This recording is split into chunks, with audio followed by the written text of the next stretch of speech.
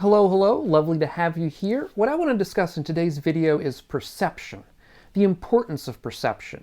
If we've seen films like Akira Kurosawa's Rashomon or a film like Gaslight, we'll have an idea of the importance, the centrality of perception in our lives, how different people can see things, the same event perhaps differently. Another example being the Dalai Lama's recent video. I did a video myself on this controversial topic, this controversial interaction that the Dalai Lama had with a young boy.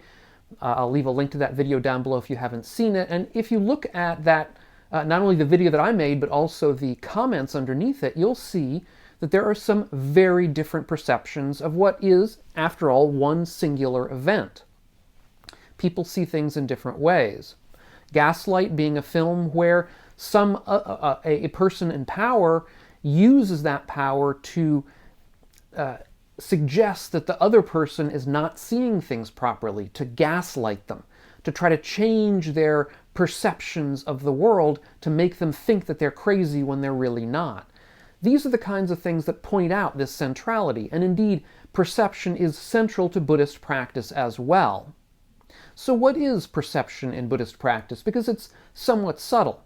Well, it's one of the four mental aggregates. The five aggregates in general are what go in to make up who we are. It's the sort of the person, if you like, the parts into which we can decompose ourselves, intellectually anyway. And it's one of the four mental parts, the other ones being volition, the feelings, in other words, positive and negative feelings, our ability to distinguish pleasure from pain being another one, and the third one being consciousness. So what we see here in particular is that perception is separate from consciousness. Perception is not a sort of a bare perception of the world, it's something else. And this is part of the key to understanding what perception is in Buddhism. It's not simple awareness or subjectivity. Indeed, in Buddhism, perception comes in, we might expect, different flavors. In particular, there are 6 different flavors, 5 associated with the 5 normal, we might say, bodily perceptions of sight, hearing, taste, touch, and smell, but there's also mental perception in Buddhism. And what these various modalities do is to essentially interpret the world for us. The world, you might say, pre-perceptually is sort of it's been described as a blooming, buzzing confusion. I think that was William James.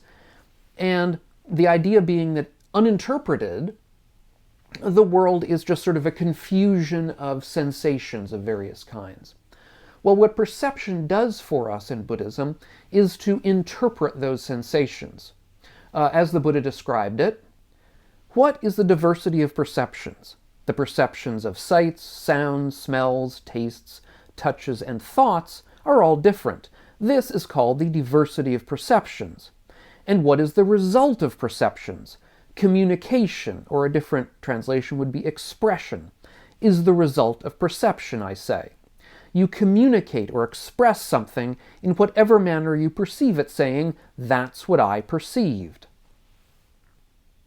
So for us verbal beings, our perceptions are bound up in language. First comes a concept that we might attach to it, and then language. For other creatures, other animals that are, say, pre-linguistic, that don't have language, perception simply resolves itself in concepts. But for us, those concepts can be given linguistic markers. We can express them or communicate with other people, saying, "This is what I saw. I saw something that was very sweet the other day," or "I saw something that was very horrible the other day." And again, we'll reflect upon some of the examples I provided earlier, and we can see how you look at comments on a video, and you'll see very different expressions of the perceptions that people had to the very same event. 2 different people, 2 different perceptions, 2 different expressions of those perceptions. So in early Buddhism, perception is always perception of something. It's got a content. It's not a simple, what we might say, bare perception or something like that. That doesn't really occur in early Buddhism. So when we open our eyes, we don't just see a blooming, buzzing confusion. We don't just see in in a non-conceptual sense, we see things, we see objects, we see people, we see situations. We interpret those automatically. It's something that we don't need to think about. It's something that happens mentally,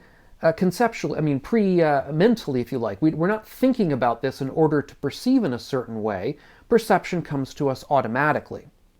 And the process of how this happens depends upon our history, depends upon what we've seen and experienced before. Our past experiences will determine how we experience something now, and is one of the reasons why I may experience the very same event differently than you do. Also, our internal makeup may make a difference.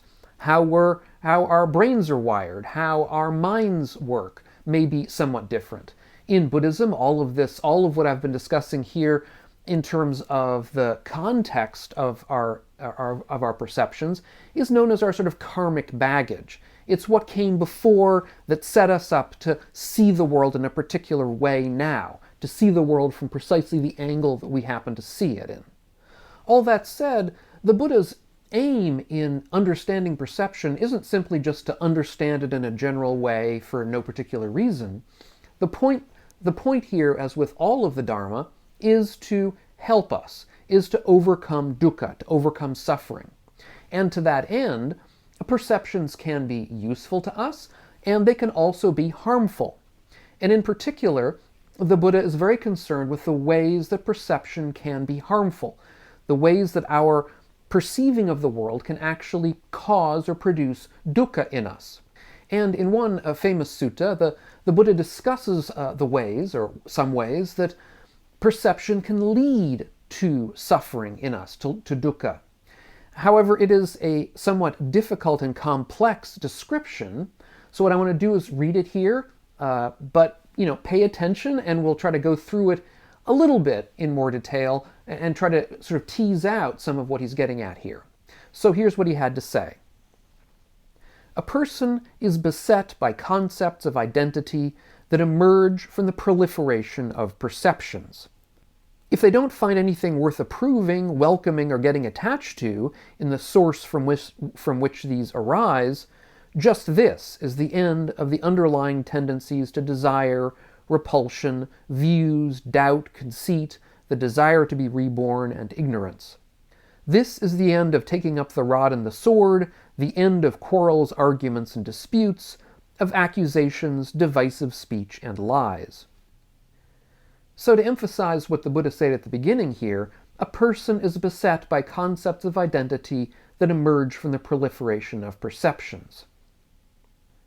So this is the beginning of a cascade of problems that devolve from this proliferation of perceptions.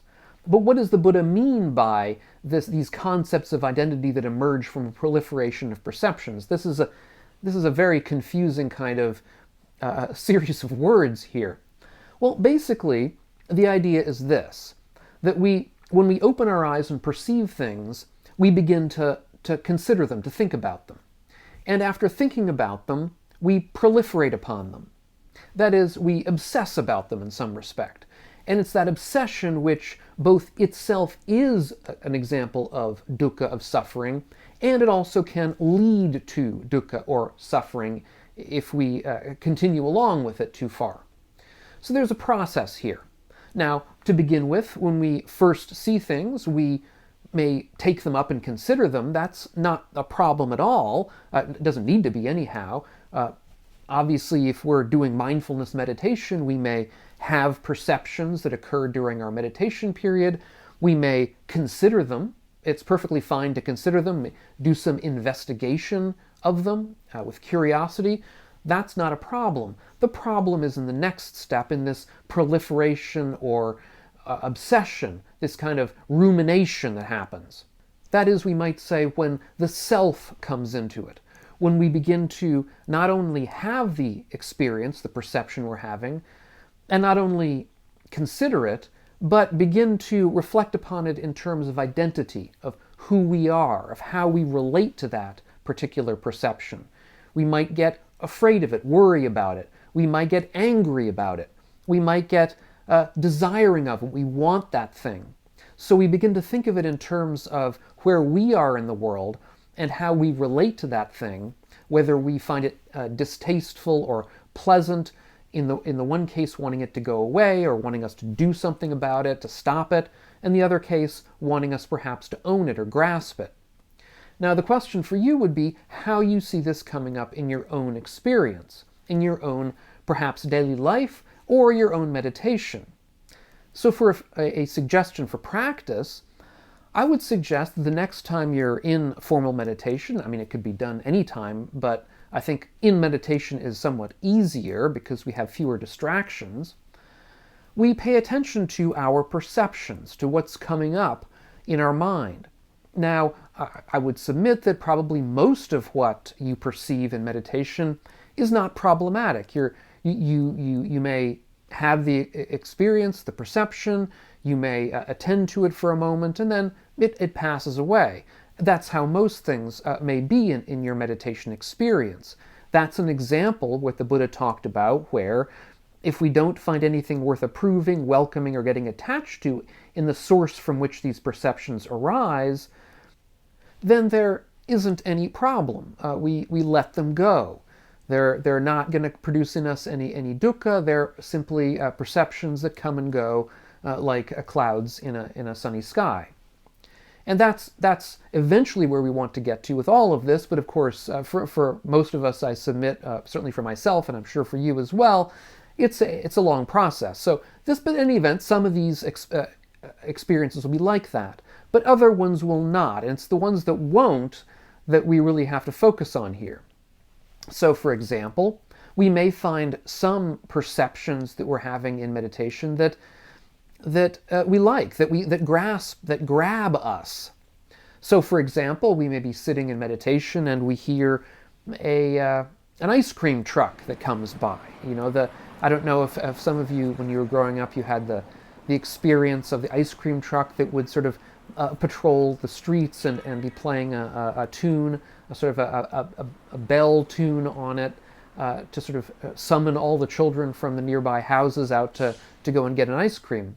Well, if that's happening when you're meditating, you may hear the sound of these bells, and you may think to yourself, hey, it would be really nice to have an ice cream just now. I'm kind of hungry anyway. It's been a long time since my last meal. What harm is there in my just sort of getting up from my seat here and sort of tiptoeing out the door? Especially if you're alone.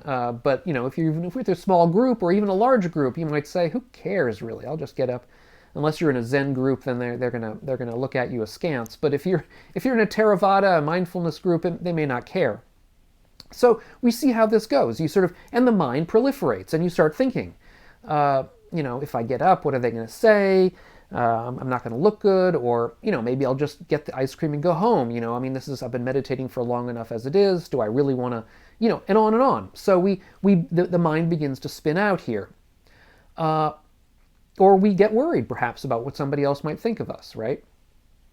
On the other hand, perhaps we're a different kind of situation where, we hear somebody start hammering on a wall in the room next to us or outside. And perhaps we're thinking to ourselves, this guy was supposed to be here yesterday. I told him to be here yesterday because, here we have this meditation group today, and I don't want him around now, but he's showing up a day late. Why didn't he let me know? Yada, yada, yada. All of us have had this kind of experience. Another example of this kind of proliferation. And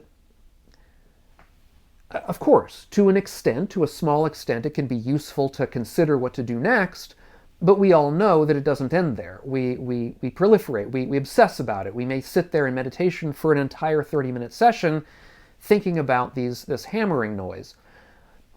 And if we're particularly hot-headed, we may, get up and go and yell at the person, which only makes things worse, of course. So I think we get the point. The dukkha from perception can be internal, that is to say, only dealing with ourselves, with our own obsessive mind that is painfully going through this thing over and over again and not getting anywhere.